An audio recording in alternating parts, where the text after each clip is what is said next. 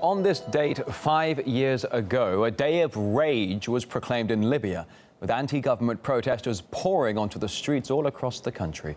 February 17th is considered the official start of the Libyan revolution, which resulted in its leader ousted and killed and the country plunged into chaos with ongoing infighting. Muammar Gaddafi has lost legitimacy to lead, and he must leave.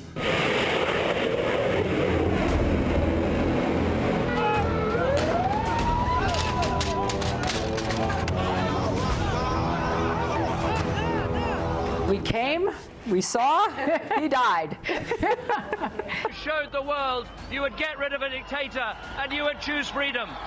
Vive Benghazi! Vive la Libye!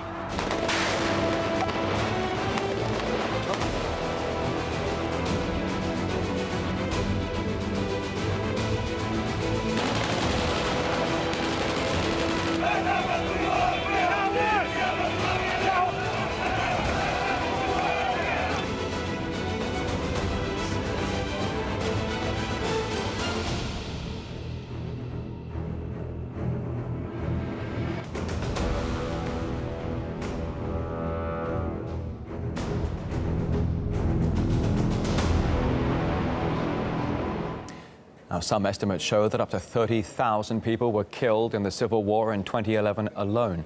The uprising and the NATO bombardment also changed the face of Libya. We're showing photos now of the capital, both before and after the uprising. But it wasn't only buildings devastated by the war. The country's economy plunged into crisis as well. There was a six-fold drop in oil production, while GDP fell by more than half. Once considered one of Africa's richest nations, now almost a third of all Libyans live below the poverty line. The country also remains torn apart by different political factions. Now, the internationally recognized government sits in the city of Tobruk, while the capital, Tripoli, is controlled by militias from the Islamist group Libya Dawn. The UN has been striving for months to get both sides to approve on a unity cabinet. In a more troubling development, ISIL has gained a foothold in the country's north and is seeking to expand its territories to the main Libyan oil fields. More details now with William Whiteman. Take a look at this video. It shows Islamic State forces patrolling the streets of Sirte, the hometown of the late former Libyan leader, Muammar Gaddafi. The jihadists released it themselves and are clearly showing off their control of the city, already dubbed ISIL's second capital after Raqqa in Syria. And they have high hopes for the city. Their fighters there adopted the slogan, Sirte will be no less than Raqqa. The popular uprising that ousted Muammar Gaddafi with the support of NATO created a political vacuum where the various armed groups ended up holding on to their arms, maintaining militia, and in the vacuum, you've had the rise of ISIS and like-minded extremists. ISIL carried out many atrocities in the past year.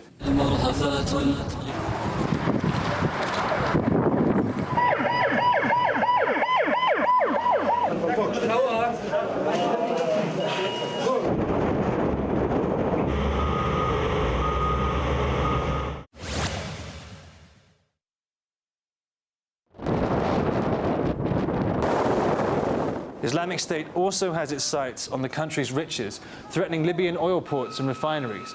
By March 2015, it had already seized control of as many as 11 of Libya's oil facilities. Look at these satellite images. The jihadist attacks on Libyan oil ports often create fires so huge they can be seen from outer space, leaving emergency services struggling to pick up the pieces. Last Friday, Islamic State claimed it downed a Libyan fighter jet, which was bombing militants in the flashpoint city of Benghazi.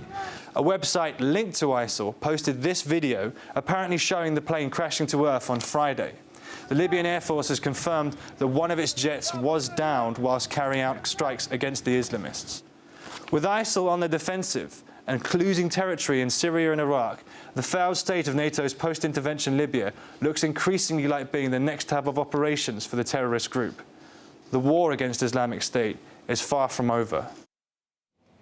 We've asked the cousin of the ousted Libyan leader, Muammar Gaddafi, to give his assessment of the country 5 years after the war. This is a day of sorrow and grief. On this day years back, Libya, which was once a stable and secure country, has now turned into a devastated one, with its people fleeing their homes. Libya, once one of the leading countries of the continent, became feudalized and oppressed. Now its fate lies in the hands of other countries. We've come to this day through pain, tears, casualties, and both material and moral losses.